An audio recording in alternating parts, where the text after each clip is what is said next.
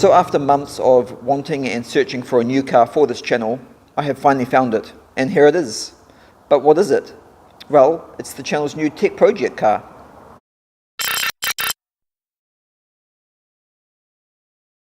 Hey guys, and welcome back to another video. If you're new here, hello and welcome to my channel, and I hope you like today's video. If you like smart home and automotive technology content, then hit that subscribe button, because that's what you're going to see on this channel. Today's video is definitely something completely different than what I usually do, and pretty much the only reason I'm making this video is to introduce you, my followers, to the channel's new project car. Up until now, 99% of all the automotive tech reviews and installations you have seen on this channel were made using my 2014 Volkswagen Caddy van. And for some time now, I've been meaning to upgrade my car to something else that I think would be more suitable for this channel's automotive content, because I don't feel the Volkswagen van was a good vehicle for this channel, as it's not the type of vehicle that actual car lovers can relate to. So anyway, this is the channel's new project car. And while some of you are probably sitting there and trying to guess what it might be, I can also confirm that my Volkswagen Caddy van has been sold, so you will no longer be seeing it anymore on this channel. Now, I will be completely honest, I was shopping on a very tight budget, but at the same time looking for the best car that would be perfect for the channel. This is definitely no performance machine. As much as I would have loved one, it was definitely not possible on my budget. So how many of you think you have already guessed what type of car this is? I know there's a lot of car fans on this channel, so someone would have definitely figured it out by now. But for those of you still trying to guess, I'll make it easier for you. As obsessed about cars as I am, I would only ever buy something European, as they're my favourite brands, but not all of them. For example, I'm not really a huge Mercedes fan, to be honest. So I can tell you now that the new project car is definitely not a Mercedes. And although my last car was a Volkswagen, to be honest, I'm not really a huge fan of Volkswagen either. So the new project car is also not a Volkswagen. It did need to be another van or SUV or station wagon to fit my lifestyle, and as much as I wanted an Alfa Romeo Stelvio, it was way out of my price bracket. Anyway, I'm not going to draw this out anymore. So welcome to the new Short with Tech project car, which is a 2010 BMW X1. Yes, as hard as it might be to believe, and I'll be honest, even I'm a bit surprised, this is seriously the cheapest car I could possibly find, and it was so unbelievably cheap that I could just not say no to it. Yes, it is an older car than the Volkswagen by 4 years, but it has a lot more technology than the Volkswagen, which was important because this is a technology channel, and I love technology. It was, however, also very important to me that the new project car did not have too much tech already, as the only reason I have purchased this car is to install as much tech to it as possible for this channel and for all of you. While this BMW is new to me, I am definitely not new to BMW at all. I used to work on BMW, so have had many years of experience working on a lot of their models up to about 2012. So this one being a 2010 model is a car I'm used to. Okay, so if you're thinking, but this is a BMW, surely it has everything tech on it already, then you're about to be very surprised by just how much tech this car doesn't have.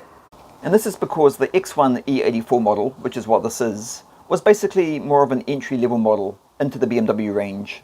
It's still a nice little car, but it wasn't one of BMW's top-of-the-range models.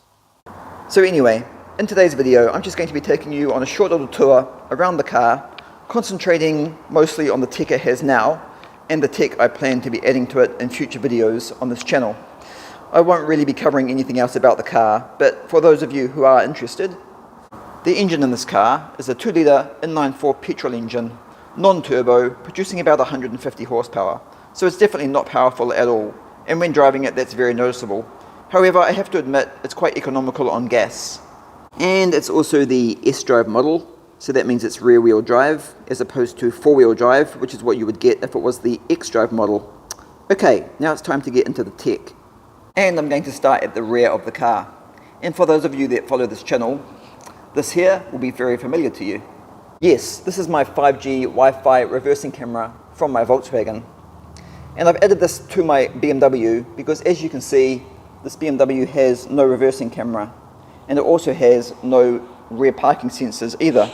So that brings me to two things I will be adding to this car: a rear parking sensor system, and eventually another type of reversing camera as well, which I will be connecting to an Android Auto system, which, as you can see, this car does also not have. At the moment, all it has is the factory stereo system with this 3.5mm auxiliary input connection down here. And I'll be honest, I hate it.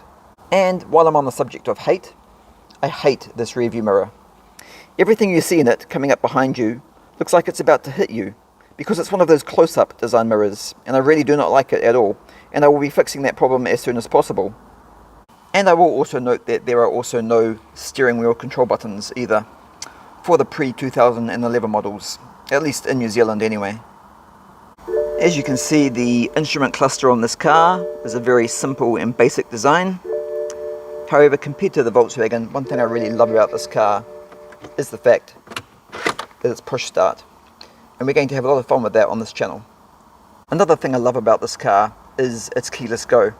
So you don't actually need to put the key into the slot to start the car.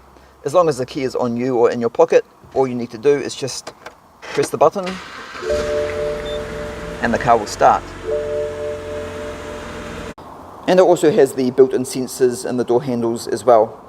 So again, providing you have the key on you or in your pocket, simply just grabbing the door handle will unlock the car for you. However, on this particular car, that feature is not working. So that's one thing so far that needs to be repaired. So I'll be attending to that as soon as I get some spare time. And back inside the car again, I will also point out that this car does not have EPB, electronic parking brake. So it still uses the old-fashioned handbrake lever. And this car also does not have electric seats. They're just manual control. And unfortunately it also has no cruise control, which I am a little bit sad about, as I do like that feature. But if I look at it in a positive way, it could make an interesting project on the channel. And looking up here on the top of my dashboard, this will be familiar to the followers of this channel. It is my VJoy car GPS head-up display. I absolutely love the big bright green display of this so much that I also removed this from my Volkswagen and have installed it on the BMW. However, one thing my Volkswagen did have on it, after I installed it, was my blind spot monitoring system, which this BMW does not have, and I'm missing it like crazy. So that's another thing that this car is going to be getting as soon as possible. In fact, I already have one on order. After owning a car that has blind spot monitoring system, you just can't live without it. So that installation is at the top of my list. And now as we make our way to the front of the car, as you can see, there are no front parking sensors or front view camera either, so we'll definitely be attending to those problems in future videos. And now back at the rear of the car again, another feature I would really love to have with this car is motorized tail lift, as you've probably seen on a lot of the late model cars. The only problem is it's really expensive. One more thing that I will share with you that I love about this car is this. Nighttime perimeter lights built into the bottom of the door handles. And at night, that's really bright.